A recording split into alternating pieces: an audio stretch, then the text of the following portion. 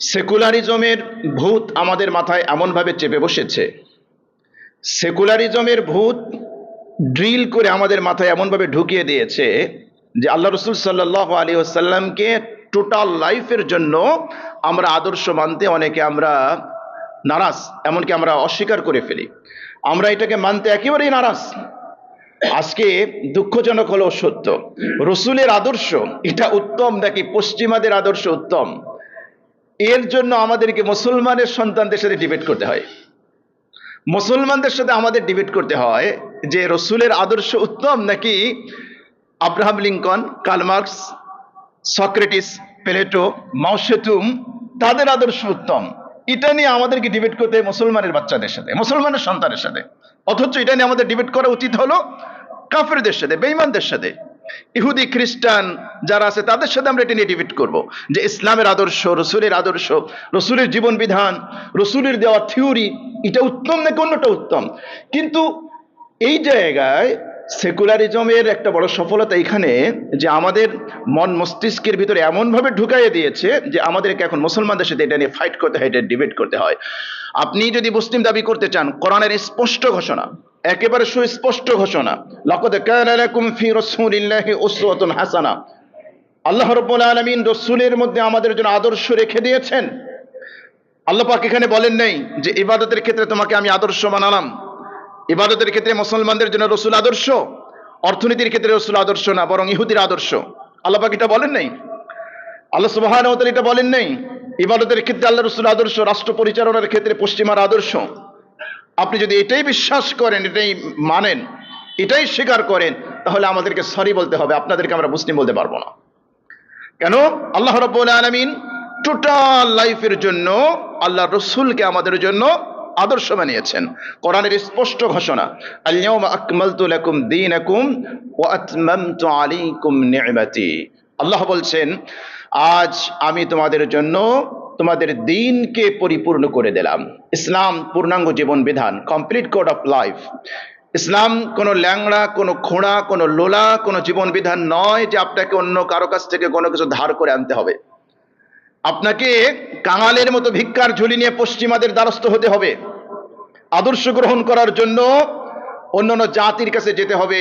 No, ইসলাম এরকম অপূর্ণাঙ্গ নন, ইসলাম এরকম অপূর্ণাঙ্গ নয়।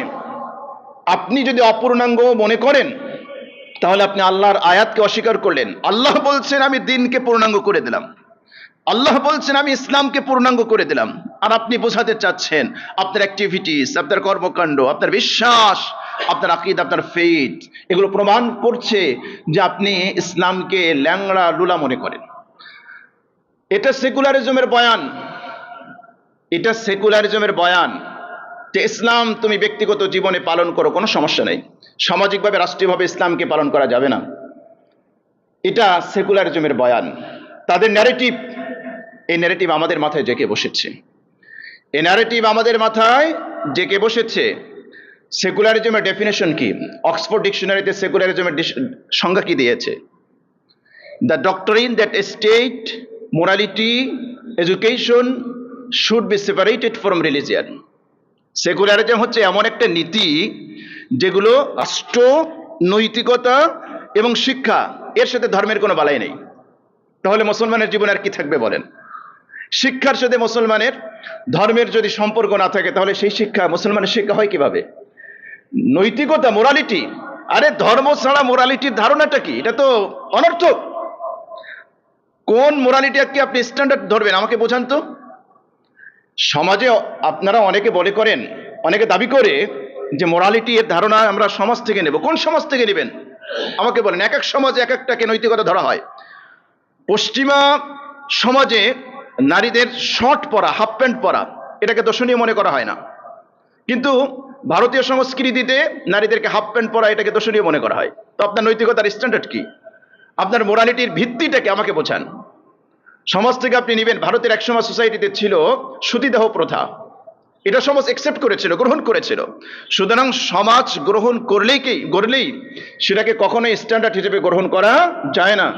ধর্মের বাইন্ডিং ছাড়া, স্রষ্টার দেওয়া বিধান ছাড়া, ঐশী গ্রন্থ ছাড়া নৈতিকতার কোনো স্ট্যান্ডার্ড নেই, কোনো মানদণ্ড নেই। পারলে আমাদেরকে দেখান।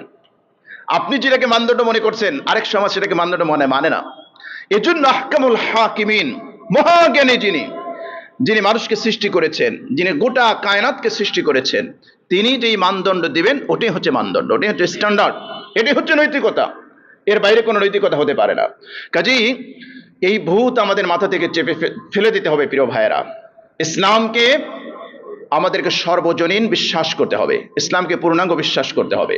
আপনার নামাজটা যদি রসুলের তরিকায় হয়, রসুলের আদর্শ মোতাবেক হয়, আল্লাহর কাছে গ্রহণযোগ্য হবে, নতুবা হবে না। একইভাবে জাকাতের ক্ষেত্রে রসুল সাল্লাল্লাহু আলাইহি ওয়াসাল্লাম তার বাতলানো পদ্ধতিতে আপনাকে জাকাত দিতে হবে। রোজার ক্ষেত্রে একই কথা, আপনি রসুল সাল্লাল্লাহু আলাইহি ওয়াসাল্লামের শেখানো বাতলানো পদ্ধতিতে পথে আপনাকে সিয়াম সাধনা করতে হবে, রোজা রাখতে হবে। হজ করবেন, নিজের মন গড়া পদ্ধতিতে হজ করলে সেটা চলবে না। রসুল সাল্লাল্লাহু আলাইহি ওয়াসাল্লামকে ফলো করে, অনুসরণ করে, অনুকরণ করেই আপনাকে হজ আদায় করতে হবে। ঠিক একইভাবে আপনার মুআমালাত, মুআশারাত, আপনি ব্যবসা করবেন, বিজনেস করবেন, আপনি যদি সত্যিকার অর্থে একজন মুসলিম হতে চান, সত্যিকার অর্থে একজন মুমিন হতে চান, তাহলে আপনার বিজনেস রসুল সাল্লাল্লাহু আলাইহি ওয়াসাল্লামের বাতলানো পদ্ধতিতে হতে হবে, তরিকায় হতে হবে। আপনি চাকরি করবেন, আল্লাহ রসুল সাল্লাল্লাহু আলাইহি ওয়াসাল্লাম যে ফর্মুলা দিয়েছেন, কোরআন ইসলাম আমাদেরকে যে ফর্মুলা দিয়েছে, আপনি সত্যিকার অর্থে একজন মুসলিম হতে চাইলে, পিওর মুমিন হতে চাইলে এর বাইরে যাওয়ার কোনো সুযোগ নেই। ঠিক একইভাবে আপনি রাজনীতি করবেন, যদি আপনি পিওর মুসলিম হতে চান, রসুল সাল্লাল্লাহু আলাইহি ওয়াসাল্লাম তার আদর্শ, তার দেখানো পথ, এটার বাইরে যাওয়ার কোনো সুযোগ নেই। আপনি যদি অর্থনীতির ক্ষেত্রেও আল্লাহ রসুল সাল্লাল্লাহু আলাইহি ওয়াসাল্লাম আপনার জন্য রোল মডেল।